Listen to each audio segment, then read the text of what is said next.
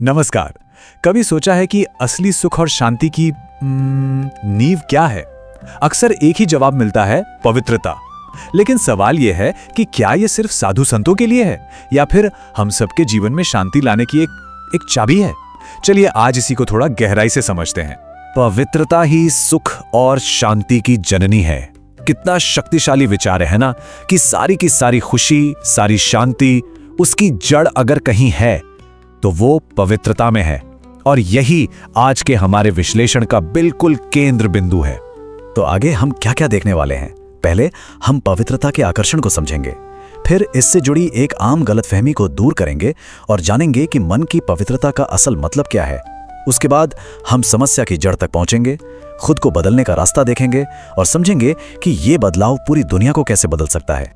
तो चलिए शुरू करते हैं हमारे पहले हिस्से से।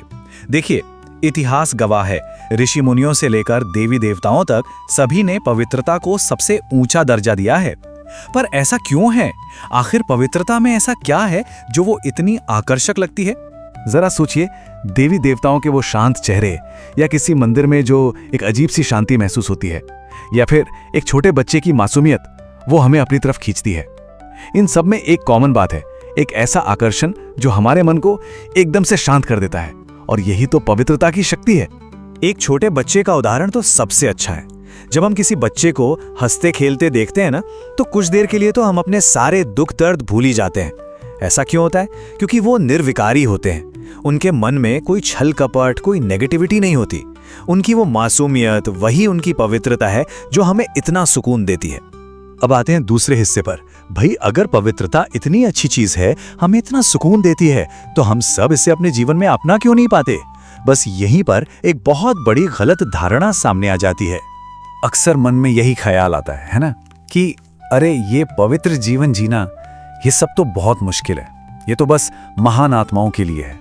हम जैसे आम घर गृहस्थी वाले लोगों के बस की बात कहाँ। और पता है, यही एक सोच हमें कोशिश करने से भी रोक देती है। और इस सोच का नतीजा क्या निकलता है? हम अपनी अंदर की शक्ति को जगाने के बजाय बाहर भटकने लगते हैं। हम संतों से, देवताओं से आशीर्वाद मांगते फिरते हैं, ये उम्मीद करते हैं कि कोई और हमारे जीवन में शांति भर देगा। लेकिन सच तो ये है कि असली शांति तो अपने अंदर से ही आती है। तो चलिए अब तीसरे हिस्से में पवित्रता के असली गहरे अर्थ को समझते हैं। देखिए, पवित्रता का मतलब सिर्फ शारीरिक ब्रह्मचर्य नहीं है। इसका दायरा बहुत बहुत बड़ा है और इसकी शुरुआत होती है हमारे मन से।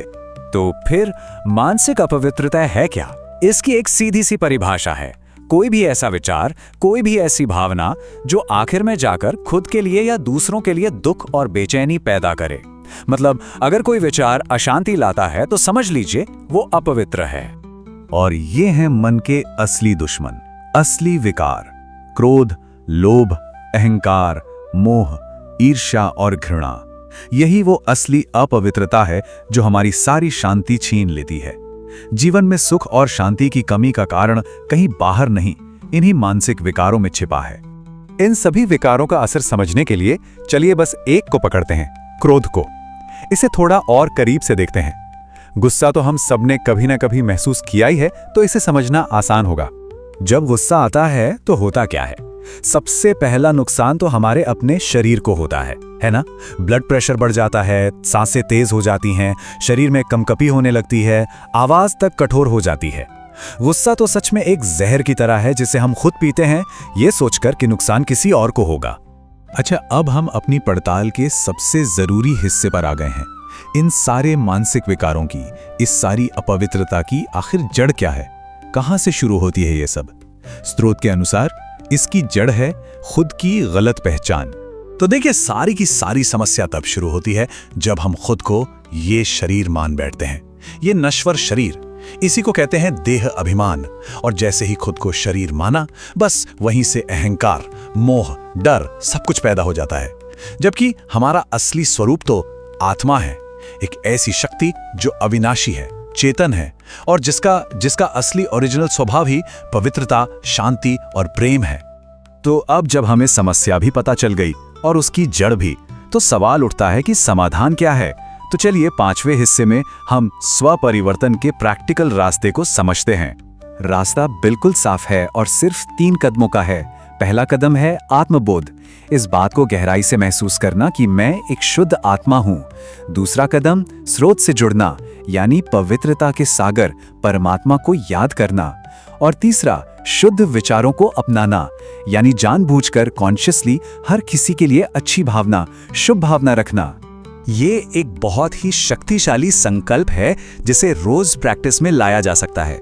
खुद को बार बार ये याद दिलाना कि मैं एक शुद्ध आत्मा हूं, पवित्रता के सागर की संतान। पवित्रता तो मेरा असली स्वभाव है। ये अभ्यास धीरे धीरे हमारे सोचने के तरीके को ही बदल देता है। और सबसे सुंदर बात यही है, जब हमारे विचार शुद्ध होने लगते हैं ना, तो हमें अपने शब्दों और कर्मों पर कोई अलग से मेहनत नहीं करनी पड़ती। वो अपने आप बिल्कुल नेचुरली शुद्ध और पॉजिटिव हो जाते हैं। मतलब बदलाव अंदर से बाहर की तरफ होता है। चलिए अब अपने आखिरी हिस्से में इस नजरिए को थोड़ा और बड़ा करते हैं। ये जो व्यक्तिगत परिवर्तन है, ये सिर्फ हमारे लिए नहीं है, इसका असर पूरे विश्व पर पड़ता है। आज दुनिया में जितनी भी बड़ी बड़ी समस्याएं दिखाई देती हैं, चाहे वो परिवारों में टकराव हो, समाज में सहिष्णुता की कमी हो, या फिर हर तरफ बढ़ता हुआ अहंकार हो, इन सब की जड़ में वही देह अभिमान से पैदा हुए विकार ही हैं। इसका मतलब ये हुआ कि दुनिया को बदलने का रास्ता कहीं बाहर नहीं, हमारे अंदर है। जब हम सब मिलकर अपने उस असली पवित्र स्वरूप की ओर लौटना शुरू करेंगे, तो ये दुनिया अपने आप बेहतर होने लगेगी। असल में व्यक्तिगत शांति ही विश्व शांति का आधार है। तो हम इस विश्लेषण को इसी एक सवाल के साथ खत्म करते हैं। अगर हमारे विचार सच में दुनिया को बदल सकते हैं, तो हमारा अगला विचार क्या होगा?